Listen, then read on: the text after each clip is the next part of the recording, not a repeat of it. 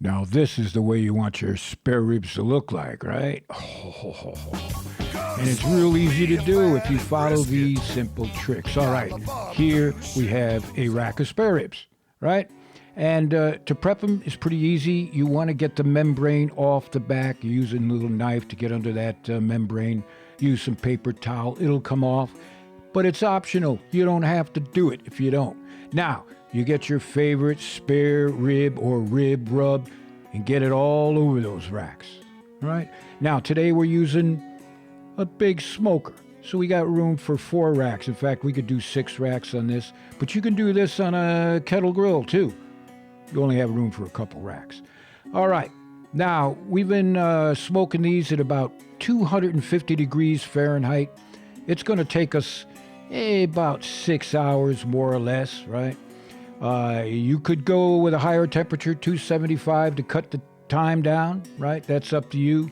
But today we are cranking these in at about 250. So here we're just rotating around a little bit. And then we're going to hit them with a little bit of water, apple juice, right? Just to keep them moist. All right. Oh, man, these are going to be good.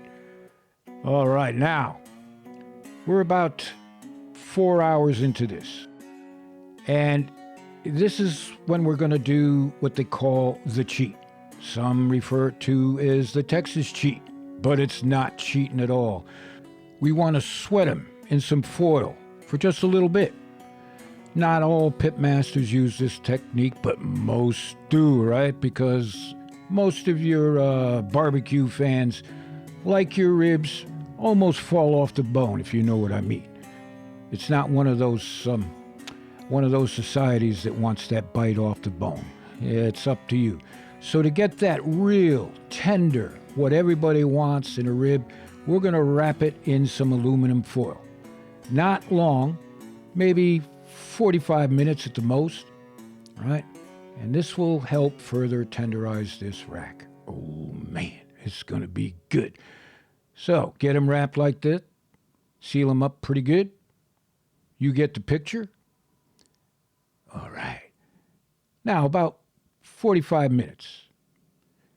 And in the miracle of time, we're back in 45 minutes, more or less. And now we're going to pull them out of the foil. We want to finish them off. We want to give them that color in bronze, right? See how those ribs are? Ooh, they just need to be finished off. Oh. Now, we'll slop on some of our sauce. Use your favorite barbecue sauce. We're using ours. And then we'll maybe another hour, more or less. All right. Take a look at that. Perfect.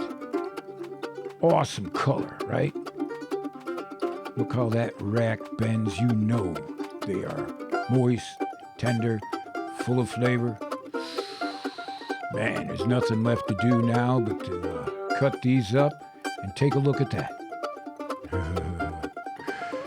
Oh, baby.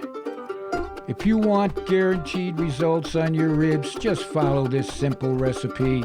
But always remember, too, there are 1,000 ways to do ribs like there are 1,000 ways to die. We have at least 70, 80, 90 different rib recipes.